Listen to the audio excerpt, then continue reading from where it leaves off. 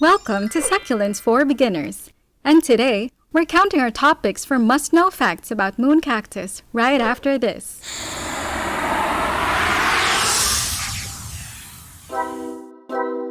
Gymnocalcium mihanovici, also known as moon cactus, are found in almost every cactus enthusiast's collection like you. Or maybe you are planning to buy one, that's why you're watching this video. Well, you've come to the right place.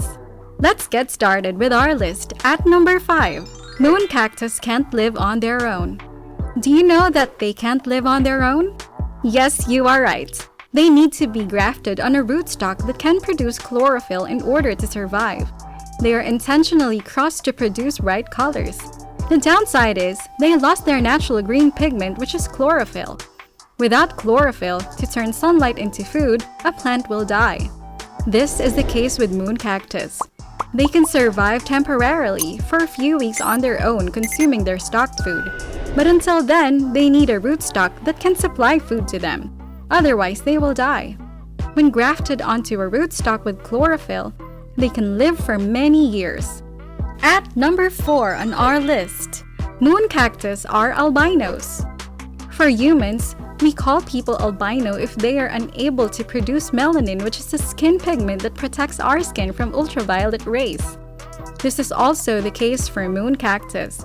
They are called albino since they don't have chlorophyll, which would enable them to produce their own food.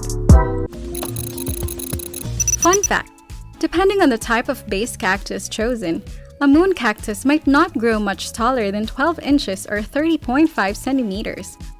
While several kinds of cactus live for up to several decades, the moon cactus has a relatively short lifespan. The base cactus cannot often support the entire plant for longer than a few years, but there's a workaround. That brings us to our next list. At number 3 on our list, moon cactus outgrows rootstock. A lot of owners don't know what to do when their moon cactus falls over. Provided that the plant is totally healthy, the cause is a rootstock mismatch. The rootstock might be growing too fast, or the moon cactus scion is growing too fast compared to the rootstock. They simply fall over when that happens. This is not the end for them. You can regraft them to another rootstock and the cycle continues. At number 2 on our list, what rootstock must have? Many people use rootstock without roots to graft. Is this right? Let's get to the basic parts first. The moon cactus, which is the upper part of the graft, is called scion, while the base is another cactus and is called rootstock. Though grafting to a rootstock without roots yet might succeed a little, but if you want to increase your grafting success rate, use a well-established rootstock. That means rootstock with roots. That's what it means. Do you agree? And on the top of our list at number 1, isolated variegation. Moon cactus can have different variegation in one plant. This means that part of this plant can bear all sorts of color in one. And when a pup grows on a yellow part of the moon cactus, you will see yellow pup. When a pup grows on a red part of the moon cactus, the pups will be red.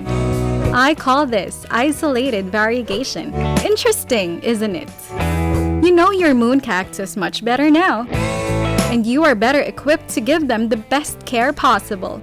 Do you agree with our picks? If you think we missed something, please let us know in the comments. Check out these other videos and be sure to subscribe and click the bell to be notified when we upload new videos.